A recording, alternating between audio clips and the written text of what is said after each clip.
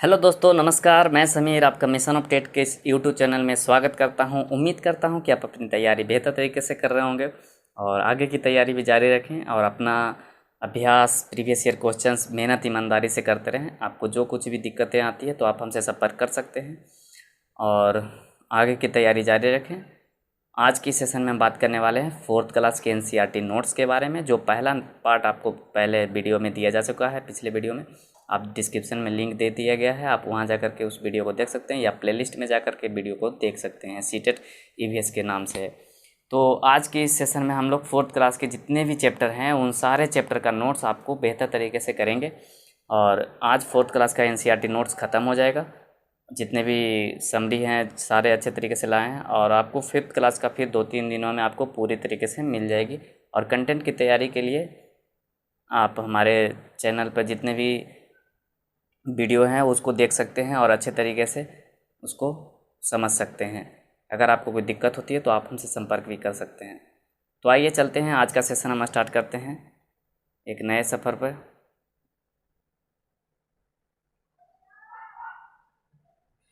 तो आज की इस सेशन में हम स्टार्ट करेंगे क्लास फोर्थ के एनसीईआरटी के बारे में। देखते हैं। पहला है कि कर्नाटक में खूंटी की मदद से खेत की मिट्टी को नरम किया जाता है। ये देखिए खूंटी है, इसके मदद से हम खेत की मिट्टी को नरम करते हैं। चलिए आगे इसके बारे में है। हल को आपने देखा होगा, ये देखिए हल है। हल को कर्नाटक में कुरीगे कहा जाता है, याद रखिएगा। कुरीगे कर्नाटक में हल को क्या कहा जाता है तो कुरीगे कहा जाता है। जो बीज बोने में इसका उपयोग किया जाता है, इसका उपयोग बीज बोने में करते हैं। कुछ पौधे जो होते हैं खेत में बिना बोए फसल के साथ उग जाते हैं, उन्हें खरपतवार कहा जाता है और इसे निकालना क्या होता है, ज़रूरी होता है। अगर नहीं निकालिएगा तो जो खाद पानी होता है वो खरपतवार खा लेता है और खरपतवार खा लेगी तो फसल कम हो जाएगी। तो इस तरीके से खरपतवार को हटाना बेहद ज़रूरी है। अगला है इल्लीगे। इल्लीगे देखिए इस तरीके का होता है, ये देखिए इल्लीगे। इल्लीगे की मदद से होता है कि प्याज को पौधे से अलग कर लिया जाता है इल्लीगे की मदद से। तो ये है इल्लीगे, देखा कि, और इससे प्याज के पौधे को अलग कर लेते हैं। चलिए नेक्स्ट है आपका कलचिड़ी। कलचिड़ी के बारे में आप लोगों ने जानते होंगे, जाना भी होगा। और इंडियन रोबिन पक्षी, इसी को कहा जाता है कलचिड़ी को। ये होता है, ये जो होती है घास का घोंसला बनाती है जिसमें पौधे की नाजुक टहनी, ऊन, जड़ें, बाल, रुई जैसी नर्म चीज़ों का उपयोग करती है। ये अपने घोंसले बनाने में किन किन चीज़ों का यूज़ करती है तो घास का नाजुक टहनी, ऊन, जड़ें, बाल और रुई जैसी नर्म चीज़ों का उपयोग करती है। लेकिन कौवे के बारे में अगर कहा जाए तो कौवे जो होते हैं अपने घोंसले लोहे के तार और लकड़ी की शाखाएँ जैसी चीज़ों से बनाते हैं। मतलब कठिन जो कड़े चीज़ों से होते हैं उस तरीके से बनाते हैं अपने घोंसले। चलिए नेक्स्ट चलते हैं आगे गिज्जू भाई बधेका के बारे में। गिज्जू भाई बधेका गुजरात के रहने वाले थे और उनकी ख़ास बात ये थी कि वो बच्चों के लिए मज़ेदार किस्से, कहानियाँ और पत्र लिखते थे। गिज्जू भाई बधेका, याद रखिएगा गिज्जू भाई बधेका के बारे में। अगला है कोयल। कोयल जो होता है मीठा गाती है। इसके बारे में तो आप जानते हैं कि कोयल घोंसला नहीं बनाती है अपना घोंसला, बल्कि वो क्या करती है कौवे के घोंसले में अंडे दे देती है और कौवे अपने अंडे के साथ कोयल के अंडे को भी सेता है। इस तरीके से कोयल अपना अंडा देती है। फाख्ता पक्षी, ये रहा आपका फाख्ता पक्षी। देखिए फाख्ता नामक पक्षी जो होती है कैक्टस के कांटों के बीच या मेहंदी की मेड़ में अपना घोंसला बनाती है और वहीं अपना बच्चा देती है ताकि सुरक्षित भी रह सके। अगला है गोरैया। गोरैया जो होता है ज़्यादातर घरों के किसी कोने में अपना घोंसला बनाती है, या तो अलमारी के ऊपर या आईने के पीछे भी बनाती है। तो याद रखिएगा गोरैया जो है अपना घर कहाँ बनाती है, घर के किसी कोने में या फिर अलमारी के ऊपर या आईने के पीछे। बसंत गौरी के बारे में कहा जाए तो बसंत गौरी जो होती है गर्मियों में देखते होंगे कि टुक टुक करते रहती है, टुक टुक की आवाज़ करती रहती है और ये जो अपना घोंसला बनाती है पेड़ के तनों में गहरा छेद बना करके उसमें अंडे रखती है। इसके बारे में जान लीजिएगा बसंत गौरी के बारे में। दर्जन चिड़ियाँ, जैसा इसका नाम वैसा इसका काम। क्या होती है कि नुकीले चोंच से पत्तों को सी करके घोंसले जैसे बना लेती है और इस पत्तों से बनी थैली में अंडे देती है। तो इस तरीके की दर्जन चिड़ियाँ होती है। तो दर्जन चिड़ियाँ अपना घोंसला इस तरीके से बनाती है। चलिए आगे चलते हैं। कबूतर के बारे में जानते हैं। कबूतर अपना घोंसला किसी पुराने खंडहर या मकान में भी बनाते हैं, आप लोगों ने देखा होगा। अगला है शक्कर खोरा। देखिए इस तरीके का होता है, ये किसी छोटे पेड़ या झाड़ी की टाली पर लटकता हुआ घोंसला बनाती है। देखिए इस तरीके का उनका घोंसला जो होता है बहुत सारी चीज़ों से बना होता है। उनका घोंसला जो होता है बहुत सारी चीज़ों से बना होता है, जैसे बाल, बारीक घास, पतली टहनियाँ, सूखे पत्ते, रुई, पेड़ की छाल के टुकड़े और कपड़े के चिथड़े होते हैं। इस तरीके से अपना घोंसला बनाती हैं कौन? शक्करखोरा। बीवर पक्षी के बारे में जान लेते हैं। बीवर पक्षी ये रहा। क्या होता है कि सभी नर बीवर पक्षी अपने अपने घोंसले बनाते हैं और मादा पक्षी उन सभी घोंसलों को देखती है। जो घोंसला उसे बहुत बेहद पसंद आता है उस घोंसले में जाकर वो अपना अंडा देती है। चलिए आगे है। पक्षी के बारे में एक खास बात यह है कि अंडे देने के लिए घोंसला बनाती है। सिर्फ पक्षी अपना घोंसला सिर्फ अंडे देने के लिए बनाती है। जब अंडे से बच्चे निकल जाते हैं तो अपना घोंसला छोड़कर उड़ जाती है। ये था पक्षी के बारे में। और अगला है जानवरों के दांत के बारे में थोड़ी जानकारी है, ले लीजिए। जानवरों के दांत जो होते हैं किस तरीके के होते हैं। जैसे गाय के बारे में अगर कहा जाए तो गाय के आगे के दांत क्या होते हैं? छोटे होते हैं ताकि पत्तों को आसानी से काट सके, और घास चबाने के लिए पीछे के दांत चपटे और बड़े होते हैं। तो इस तरीके से होता है क्या? गाय के दांत। अगर बिल्ली के दांत के बारे में बात किया जाए तो नुकीले होते हैं, क्योंकि वो मांसाहारी जानवर है और मांस फाड़ने के लिए और काटने के लिए इसका काम आते हैं, इसलिए उसके दांत नुकीले होते हैं। सांप के दांत के बारे में कहा जाए तो वो भी नुकीले होते हैं, लेकिन वो विष देने के लिए होते हैं और वो अपने शिकार को चबाकर नहीं बल्कि पूरा निगल जाता है। दांत होते हुए भी चबाता नहीं है बल्कि वो पूरा का पूरा निगल जाता है। और गिलहरी के बारे में अगर बोला जाए तो गिलहरी के दांत हमेशा बढ़ते रहते हैं, इसलिए वो दांतों को काटने और कुतरने के कारण उनके दांत घिसते रहते हैं और हमेशा देखते होंगे कि कुछ ना कुछ कुतरते रहता है। खास ही साथ एक चूहा भी है, चूहे के भी दांत हमेशा बढ़ते रहते हैं और उसके दांत जो होते हैं काटने और कुतरने के कारण उसका भी दांत घिसता है और ये इसीलिए वो हमेशा काटते कुतरते रहता है। देखे होंगे आप लोग ने। चलिए आगे बीमार व्यक्ति के बारे में अगर कहा जाए तो बीमार व्यक्ति को जब दस्त या उल्टी होती है तो उसे प्राथमिक उपचार के लिए नमक शक्कर का घोल पिलाते हैं, या ORS का घोल भी जिसे कहा जाता है, मार्केट में मिलता है। तो पहले तो घर में नमक और शक्कर का घोल पिलाते हैं। नमक कम मात्रा में देते हैं, जितना आपके पसीने के बराबर नमकीन होता है उसी मात्रा में मिला करके हम नमक शक्कर का घोल बनाते हैं। साथ ही अगर जब बहुत ज़्यादा छोटा बच्चा है तो उसको उसके माँ का दूध पिलाते हैं। उसके लिए वही सबसे अच्छा इलाज भी होता है और पौष्टिक आहार भी होता है, उससे उसका दस्त भी ठीक हो जाएगा। चलिए आगे कर्नाटक के बारे में था कि कर्नाटक के होलगुंडी गांव के लोगों को पानी की कमी की आदत पड़ गई थी। बारिश के दिनों में कुएं में पानी रहता था। पिछले 3 सालों से वहां बारिश की कमी से वहां सूखा पड़ गया था और न खेती के लिए पानी बचा था, न पीने के लिए, न जानवरों के लिए। तो क्या करते लोग? मजदूरी करने के लिए शहर से बाहर जा रहे थे। और क्या होता कि जब बड़े बाहर जाते तो बच्चों को भी बाहर जाना पड़ता था, तो इससे बच्चों की पढ़ाई में भी बाधा उत्पन्न हो जाती थी और जो छोटे मोटे बच्चे थे वो अपनी दोस्ती को भी तोड़ना पड़ता था। तो इस तरीके से होता था। क्या हुआ कि गांव की पंचायत ने सभी लोगों में इस बारे में बात की और गांव की पंचायत की एक बहुत ख़ास बात ये थी कि जब बड़े पंचायत में बैठते थे तो उनके साथ बच्चे भी होते थे और बच्चों की इस पंचायत का नाम होता था, उस पंचायत का नाम था भीमा संघ। तो भीमा संघ बच्चों की पंचायत का नाम है, याद रखिएगा। और इस संघ के बच्चों ने वहाँ की पानी की समस्या को ठीक किया। पुराने लोगों से मदद लेकर के, कुछ शहर के लोगों से मदद लेकर के एक बहुत ऊंचे स्थल पर एक कुआं था और उस कुएं को बनवाया और वहाँ घास पेड़ पौधे लगाए और उस कुएं में बारिश का पानी ठहरा। 2-3 सालों में बारिश का पानी ठहरते ठहरते सभी तालाबों में पानी आने लगा और इस तरह से पानी की समस्या को उन लोगों ने ठीक किया। तो इतना जानकारी काफ़ी है। अगला है पेड़ काटने के खिलाफ कानून है। देखिए, पेड़ काटने के खिलाफ कानून है बना हुआ पहले से। और अगर पेड़ की टहनी भी आपको काटनी है ना तो सरकार से लिखित प्रमाण लेनी पड़ती है। मान ले जाए आपके शहर में एक दिया हुआ था उसमें कि एक बिजली का खंभा था, ये लाइट वाला, और उस लाइट के खंभे के आसपास एक पेड़ था और उसकी टहनी से पेड़ के जो लाइट थे वो नीचे आने में कठिनाई हो रही थी। तो उसके टहनी काटने के लिए भी सरकार से परमिशन लेनी पड़ी, लिखित प्रमाण लेना पड़ा, तब जाकर के वो टहनी कटा। तो इस तरीके से याद समझ लीजिए कि ये नियम कानून बहुत ज़रूरी है हम लोगों के लिए। पेड़ काटना कानून के खिलाफ है। तो इस तरीके से आगे के बारे में देखिए कि बरगद के बारे में आप लोग जानते होंगे। बरगद की पेड़ जो होती है हमारा राष्ट्रीय वृक्ष भी है और उसके पेड़ की लटकन जो होती है असल में उसकी जड़ होती है और वे टहनियों से निकलती है और बढ़ते बढ़ते ज़मीन के अंदर चली जाती है और ये मजबूत खंभों की तरह पेड़ को सहारा देती है और ज़मीन के अंदर भी जड़ें होती है, ज़मीन के अंदर भी होता है और टहनी से भी निकलता है, और टहनी से जो निकलती हुई जड़ें होती है वो पेड़ के अंदर चली जाती है और वो खम्भों की तरह, मजबूत खम्भों की तरह सहारा भी देती है। साथ में हम लोग उस पर झुलवा भी झूलते हैं, देखे हो गए आप लोग, बच्चे लोग भी उस पर मस्त झुलवा झूलते हैं क्योंकि वो बहुत मजबूत होता है। साथ में आगे बात करें तो ऑस्ट्रेलिया में एक पेड़ पाया जाता है, आप लोगों ने देखा होगा, ऑस्ट्रेलिया में एक पेड़ का नाम सुना होगा, रेगिस्तानी ओक। रेगिस्तानी ओक जिसका नाम है, ये क्या होता है, ये पेड़ बहुत इंपॉर्टेंट पेड़ है। इसके बारे में बता दें कि इसकी ऊंचाई जो होती है स्कूल या घर के दीवारों के बराबर होती है, और इसकी पत्तियां भी बहुत कम होती है। इसकी पत्तियां बहुत कम होती है।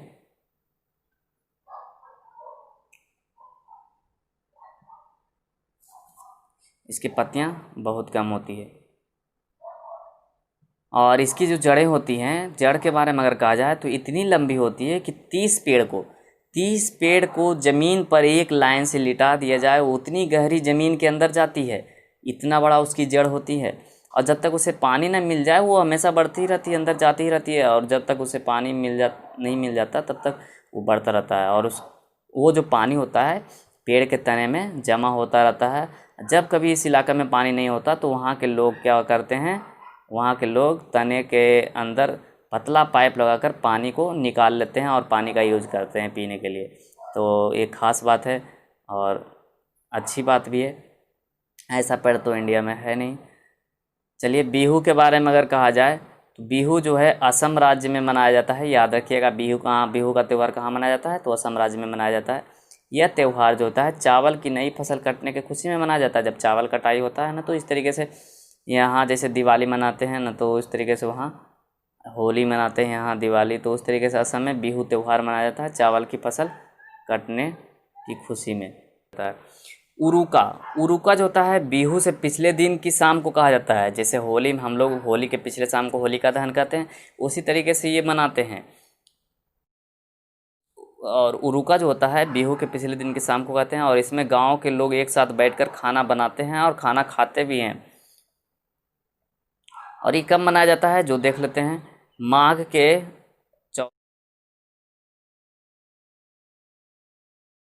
माघ बिहू 14 या 15 जनवरी असमिया कैलेंडर के 10वें महीने माघ की प्रथमा और द्वितीय तिथि को मनाया जाता है। असम का कैलेंडर जो होगा उसके 10वें महीने की माघ की प्रथम और द्वितीय तिथि को मनाया जाता है, माघ महीने में मनाया जाता है। चलिए आगे, बोरा और चेबा ये चावल के दो प्रकार हैं जो पकाने के बाद चिपचिपे हो जाते हैं और इन्हें खाया जाता है।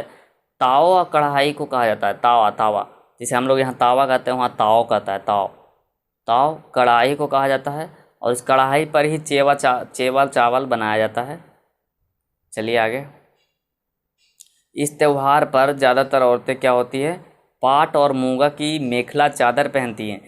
और बेहद अच्छी बात है कि इस त्यौहार पर ज़्यादातर औरतें पाट और मूंगा की मेखला चादर होती हैं, जिसे आप देख लीजिएगा नेट पर, उस तरीके का चादर पहनती हैं इस खुशी के त्यौहार पर।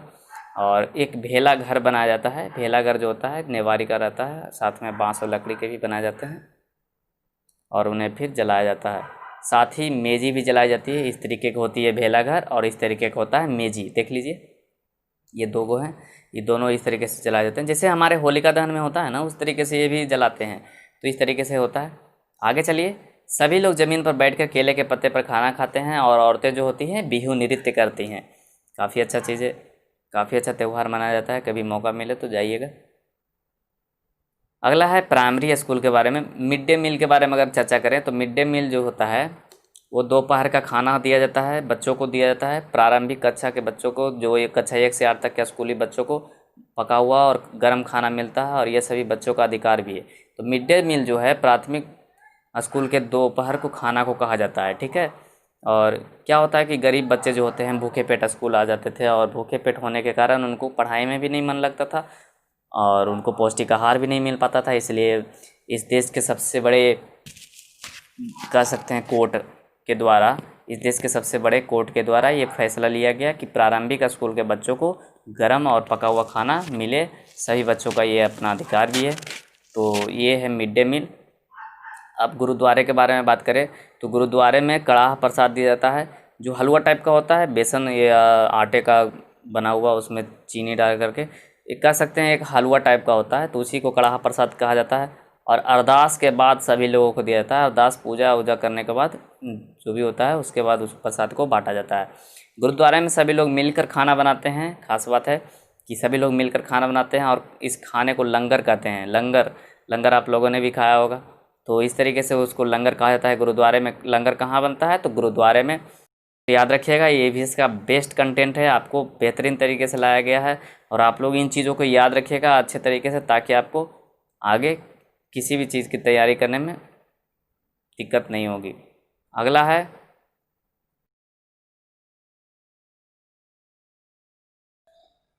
है पोचमपल्ली ज़िला। पोचमपल्ली ज़िला जो होता है, पोचमपल्ली जो ज़िला है वो कहाँ है? तेलंगाना में है आपका। तो तेलंगाना राज्य में है, याद रखिएगा। पोचमपल्ली ज़िला जो है आपके तेलंगाना राज्य में है। पहले ये आंध्र प्रदेश में आता था। पोचमपल्ली का नाम सुना होगा आप लोगों ने। पोचमपल्ली साड़ी भी आती है। तो पोचमपल्ली जो हो अभी तेलंगाना राज्य में है, पहले आंध्र प्रदेश में आता था। और इस ज़िले के ज़्यादातर परिवार क्या हैं? बुनकर है, इसलिए इस बुनाई को पोचमपल्ली नाम से जाना जाता है या पहचाना जाता है। तो इस तरीके से अगला है पोचमपल्ली से धागे की लड़ियाँ। देखिए पोचमपल्ली साड़ी किस तरीके से बनती है उसके बारे में बता देते हैं कि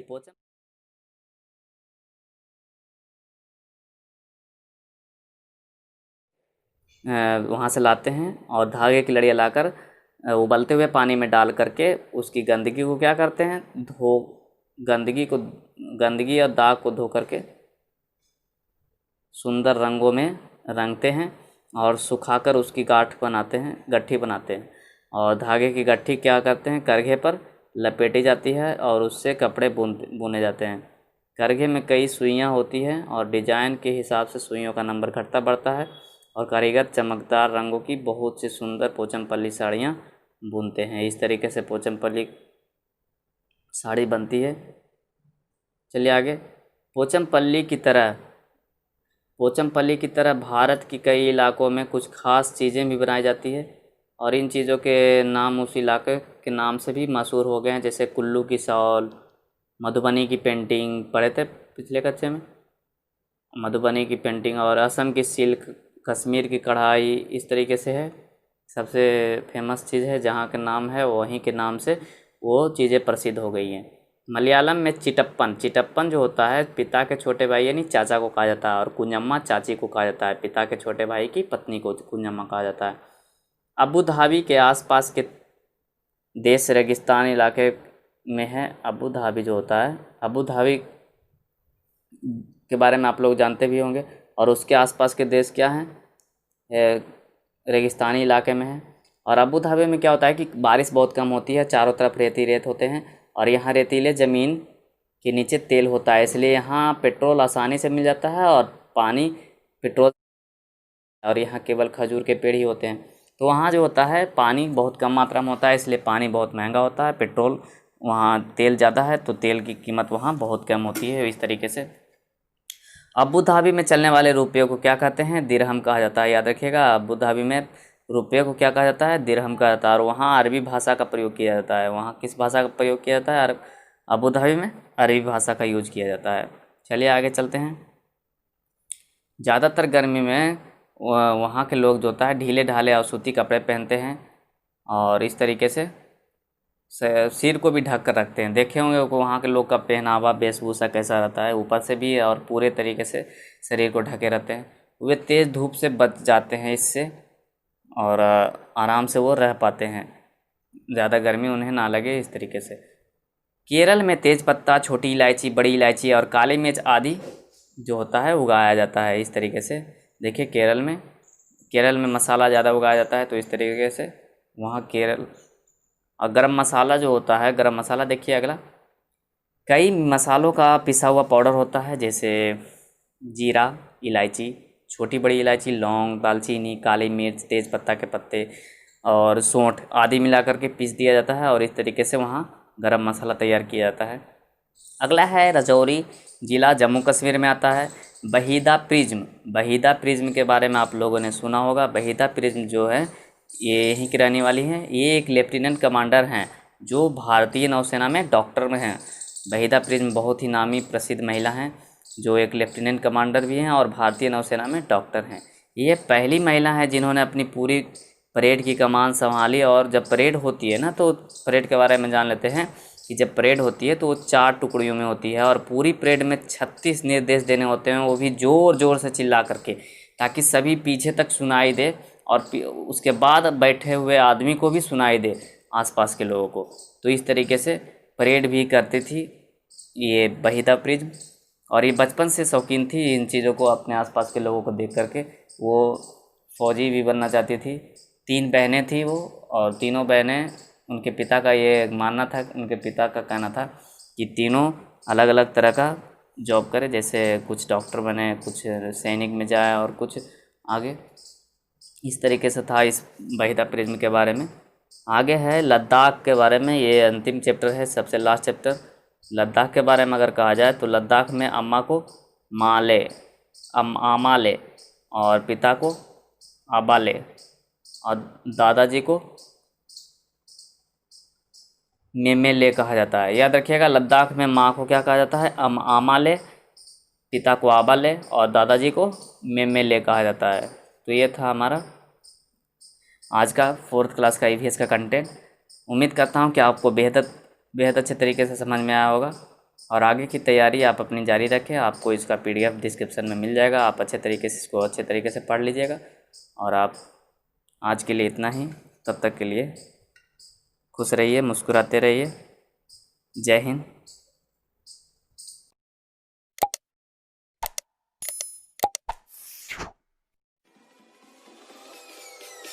Peace.